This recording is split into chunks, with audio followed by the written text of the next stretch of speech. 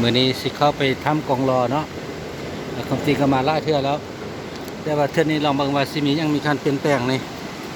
เอออันนี้รถไฟนี่มันใช่ไหมตัวนี้นะแต่เก่านั้นบ่มีรถไฟดิอันนี้มันเขาจะเอามาใส่ไม้แล้วรถไฟ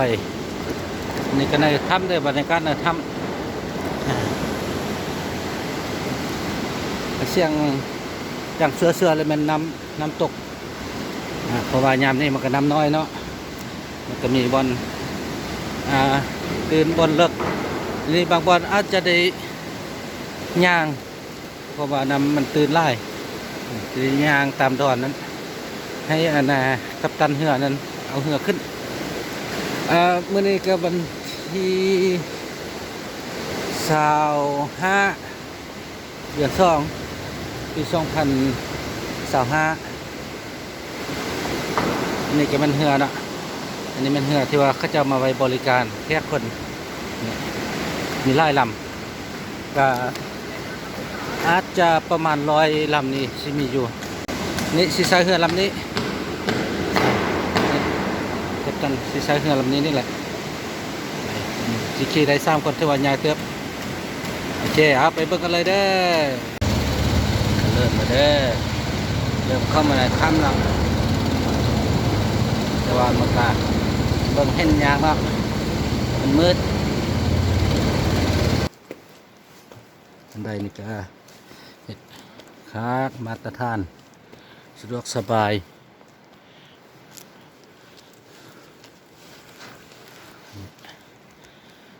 งามในครับ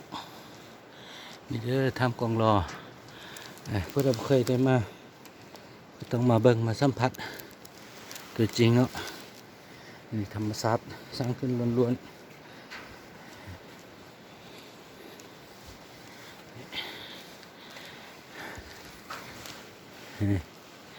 อันยางไปละไฟมันสิหงขึ้นเนาะงามถือว่ามาพบมาเห็นก็เป็นบุญหูบุญตาละถือว่ามีโชคละ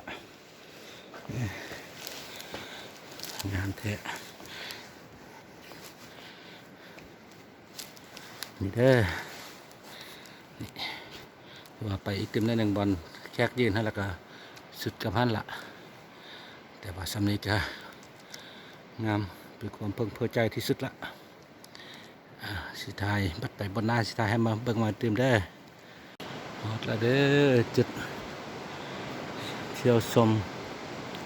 ให้ฮูบจุดที่2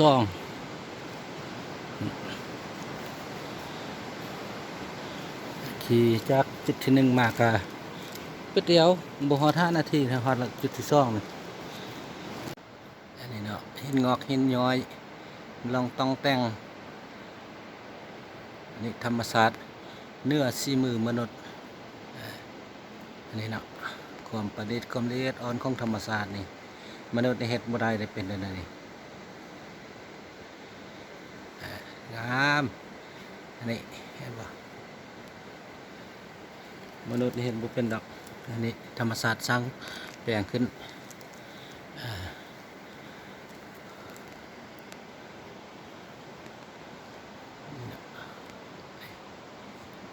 ของธรรมศาสตร์ล้วนๆอันนี้เนาะอันนี้ก็คือจุดหนึ่งที่ว่าจุดที่สวยงามที่สุดในถ้ำนี่นะคือไม้คำเท่าที่ว่ามันก่อหลายปียาวขึ้นเหมือนนี่ก็คือกันนี่ก็ตั้งแต่ลุ่มจนขึ้นเมื่อจามถึงนะบรรจดบรรต่อกันนี่เป็นปมๆเลย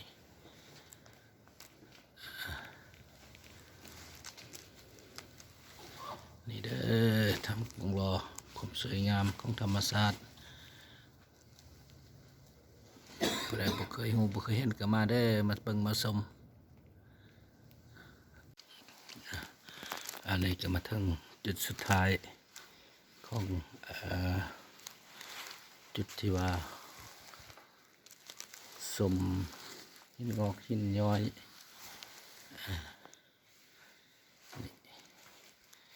เข้าไปในฮันนะแล้วฮันก็ถือว่าสุดสำนันละแล้วก็สิกลับคืนได้หนึ่งแล้วก็มีทางลงจะลงไปก็สิไปทางหน้านี่แหละสำนีแล้วเด้อจุดชมทำจุดที่สองอันนี้ก็คือจุดหนึ่งที่ว่าลำบากกันดารที่สุดสำหรับการเดินเรือนี่ก็ขับจันกำลังจะเอาเรือขึ้นเมื่อกี้เรือลำหนึ่งล่องประทันได้ท้ายรูปเนาะนี่ก็จะต้องได้ซอยกันมี2 คนดึงขึ้นนี่วันนี้แหละเป็นบอลที่ว่ากันดารดังนั้นทั้งเรือทั้งคนตีระมัดระวังขึ้นคนดึงอยู่กับคนหนึ่งก็ดึงเนาะในน้ำกับเขาได้นะนี่โอเคเก่งดีแล้วเนาะโอเคสีย่างวันนี้นะเรียกว่าบทสังกัดขึ้นเหือจะนี่เลยล่ะโอเคเอาอันนี้ก็พอดีฮอตปักถ้ำแล้วพอดี1 ชั่วโมงกับ20 นาทีฮอตจุดตัวนี้เนาะไกลๆปักถ้ำนี่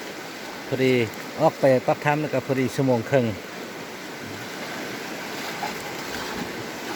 ก็น้ำเข้าเมื่อกี้เนาะน้ำเข้าแต่ก็บ่ไล่ดอก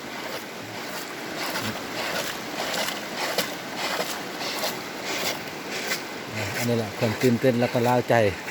ต้องการไปจนภัยปักถ้ำอยู่ข้างนอกออกไปได้1กับแม่นละออกไปฮอดแล้วก็สีนั่งชมวิวหันลมกันจักเล็กจักน้อยแล้วก็สิกลับโอเคเบิ่งตัวนี้กันเด้อฮอดแล้วปักถ้ำสิเป็นอันนี้เนาะเด้อ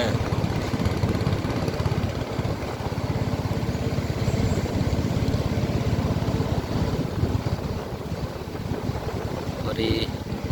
1 ชั่วโมงกับ30 นาทีเข้าฝั่งนั้นออกฝั่งนี้ที่ว่าก็เที่ยวกับบริษัทแล้วก็บริไวธรรมดาแค่กับข้าวแค่กับข้าวกับหั่นเดียวพอดีครับ1 ชั่วโมง 30 นาทีเต็มมาขี่ขึ้นมาได้หนึ่งเมื่อวันพักผ่อนนั่งพักนั่งเศร้าได้หนึ่งลมกันได้หนึ่งแล้วก็สิขี่เหือกลับวันนี้จะเดินทางต่อได้วันนี้นอนอยู่ท่าแขกกับบอกไก่กองรอท่าแขกนี่ครับประมาณ180 กิโลเมตรประมาณนี้นะเอาเท่านี้ก่อนเด้อนี่ก็อีกเรื่องหนึ่งของการเดินทางวันนี้เดินทางจากกองรอไปท่าแขกหลังจากที่ว่าเขาสมทำกองรอเรียบร้อยแล้วออกมาแล้วนี่อันนี้ก็เดินทางออกกองรอไปท่าแขกนี่ก็ประมาณ180 กิโลเมตรประมาณนี้แหละตามระยะทางก็สิได้แวะชมจุดชมวิวถ่ายรูปกินข้าววัดเพิ่นก็ซาได้นึงก็บ่เป็นหยังนี่ฮอดแล้วเด้อจุดชมวิวนี่เนาะสิจอดได้แค่ถ่ายรูปแล้วก็สิกินข้าวอยู่นี่แล้วก็เดินทางต่อ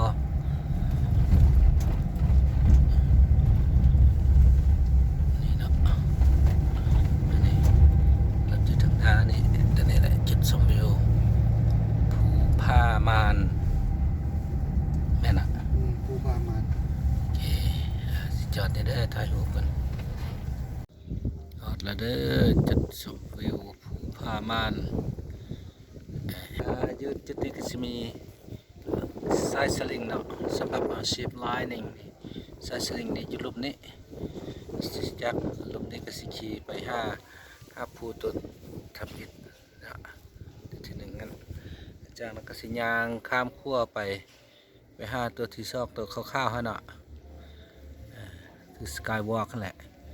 แล้วก็จากจุดบนข้าวๆฮะแล้วก็ขี่ข้ามมาทางนี้ ข้ามมันแหละกะว่าได้กะย่างมานี่เนาะแล้วก็มีเส้นสายสลิงอีกตีมตัวหนึ่งหลังจากย่างขึ้นมาในหนึ่งแล้วก็ชีสายสลิงแต่เต้นบอลจอมผู้ตัวนี้ข้ามมา5 กองนี่ในหนึ่งแล้วก็ย่างขึ้นมานี่ก็ยังบริลองจากเถื่อเด้อก็อยากลองอยู่ยังมีโอกาสได้ลองมึงเนาะผู้ใดมาแล้วก็มาลองมึงเด้อมีโอกาสนะจากเดินทางมาเตะกงโลทางเบียงสวรรค์235เวียงจันทร์225ทางเบียงน้ำทอนเลี้ยวขวาไปเวียงจันทร์เลี้ยวซ้ายไปสวรรค์ปักสีสิเลี้ยวซ้ายเนาะเพราะว่าไปท่าแขกถือว่าออกกองรอมาทางแบนน้ำทอนนี่ครับประมาณอยู่80 กิโลเมตรวันนี้สินอนท่าแขกห้องนี้ไปท่าแขกกับประมาณอีก100 กิโลเมตรประมาณนี้แหละทางกับมื้อนี้พอดีฝนย่อยมื้อนี้ฝน95%เบิ่งเนาะว่ามื้อแรงในสิเศร้าบ่แต่ว่าก็ดีเดินทางอย่างรถมันก็บ่ร้อนแล่นสะดวกสบายตามเส้นทางมอสิฮอดท่าแขกประมาณ10 กิโลเมตรเนาะสิมีกำแพงยักษ์นี่สิพาไปเบิ่งกำแพงยักษ์เด้อย่างจากแคมทางเข้าไปน้อยหนึ่งเพื่อเดียวก็ฮอดแล้วเด้อกำแพงยักษ์นี่เนาะมองเห็นเนาะจากลุ่มนี้ขึ้นเมื่อนี้ก็ประมาณ20 เมตรประมาณนี้แหละอันนี้เป็นหินก็ยังบ่ฮู้ว่าประวัติมันเนี่ยได้เนาะกำแพงยักษ์นี่บ่มีประวัติอยู่บ่เนาะพอสิได้อ่านนิดนึง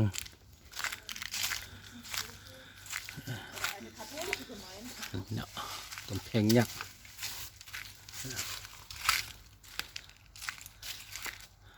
ห่างจากท่าแขกประมาณ10 กิโลเมตรนี่แหละไปทางเวียงจันทร์หลังจากขี่รถมา3 ชั่วโมงครึ่งก็ฮอดแล้วเมืองท่าแขก